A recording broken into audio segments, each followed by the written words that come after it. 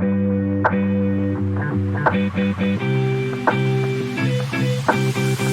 tend to not get too into social media, but I will say that social media is a really good way to find content. And I was on the cesspool known as Reddit, and I found something really interesting. There's a subreddit with nice girls, and it just tells stories of women and dating situations that didn't work out in their favor.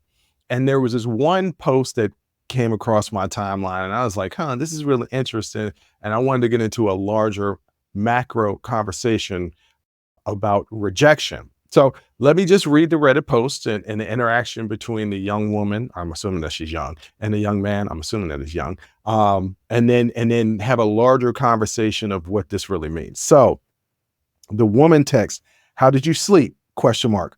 "I'm not so much after that wine." Smiley face. He texts back, "Hey, not too bad. Work starts pretty early though.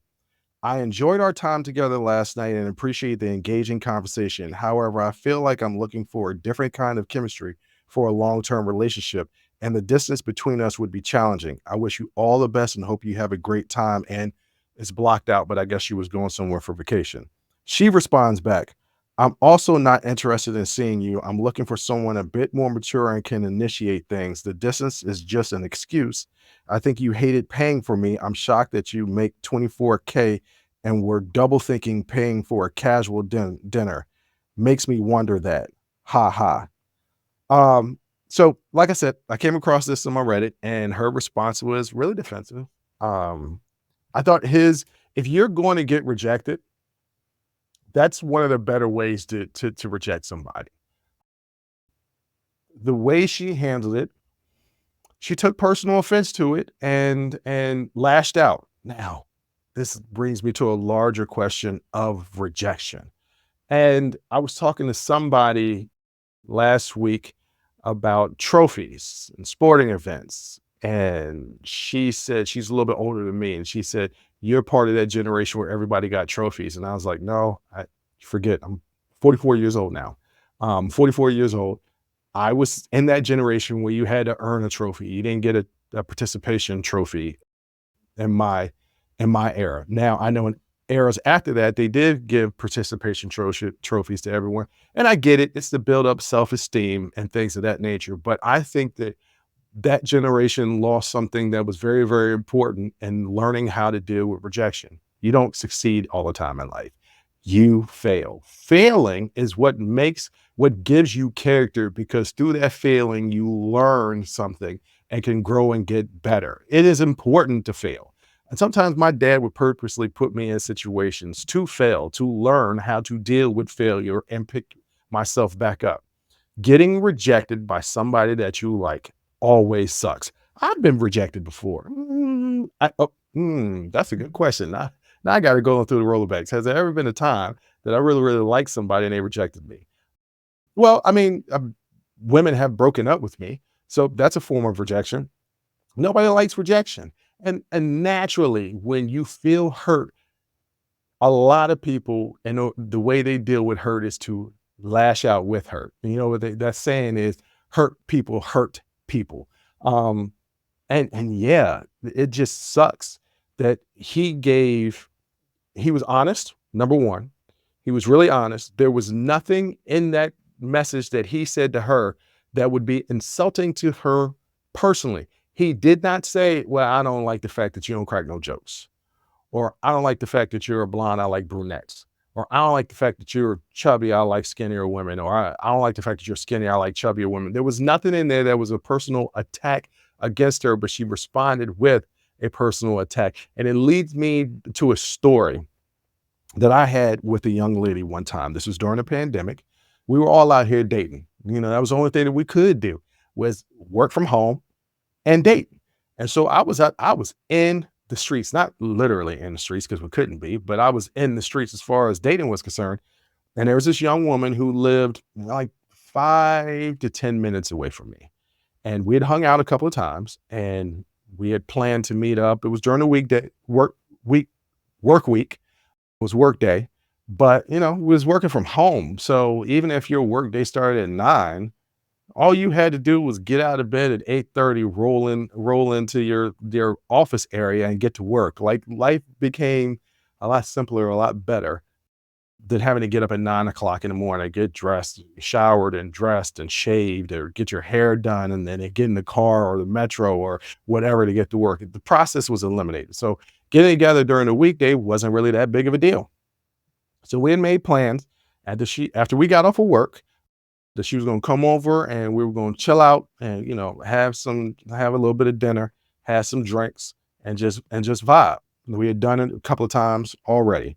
Hadn't been intimate, you know what I'm saying? Like intimate, but maybe that this particular time, it was after this was a time period where it was going to get intimate. So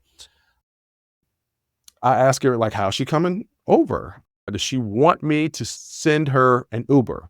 She says, no, I'll just drive. I said, well, you'll be drinking. And this is what you got to know about me. I'm adamant about not drinking and driving. Will I do it if I'm in a tough situation? Yes, I have. I don't like to do it, but I'm quick. One of the reasons why I don't own a car is because, one, I don't need a car where I live. And two, when I go out, I don't drive because I'm drinking.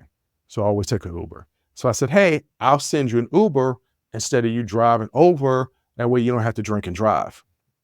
She texts me back, and I'm paraphrasing. She texts me back, that's very insulting. I'm going to pass on tonight. I wish you the best of luck, but I know how to get to and fro places. It's paraphrasing. And I was just like, wow, that wasn't meant to be insulting. I didn't say, hey, why don't you take an Uber instead of driving? I said, I will send you an Uber.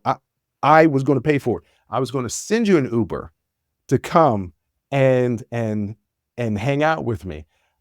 I could have lashed out and been like, you know what? You trifling as hell because you're going to endanger all these people out here. I'm giving you an out so that you wouldn't do that. I'm offering to pay for it. And this is a response I get. I simply said, okay, no problem. Good luck. And just never spoke to her again. There was no reason for me to lash out. Once again, I'm from the generation of rejection and the trophies, and you earned it.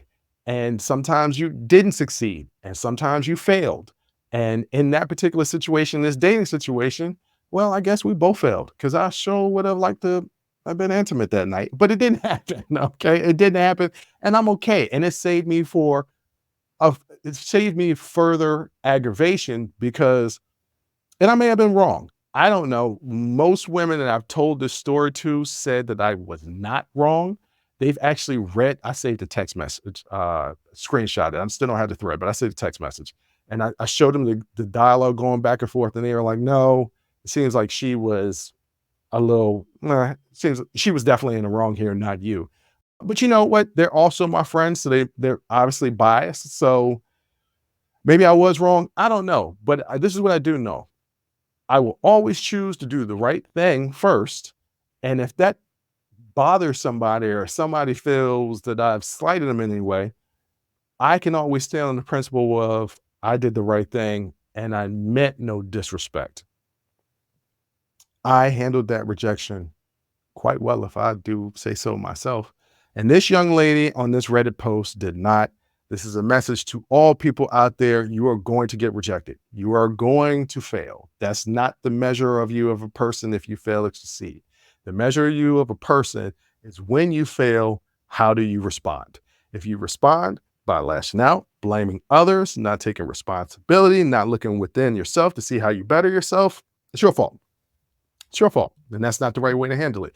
If you pick yourself up and you keep on going, and you learn something, then you're progressing and growing as a person, and that's what we all should be striving for. If you like that clip, go ahead and hit that like button. Don't forget to subscribe to catch up on all of our latest content. Don't forget to hit the notification button when you do subscribe so you can get updated every time we release content. We release content every day, whether it's an actual show or clips from the shows. So go ahead and subscribe, like, comment. Also, don't forget our Patreon page where you can find our Talking Straight-ish and After Hours Uncensored episodes. That's patreon.com/unsolicited perspectives. But once again, thank you again for listening to Unsolicited Perspectives. I'm your host, Bruce Anthony, and I'm going to catch you next time. I'll holla.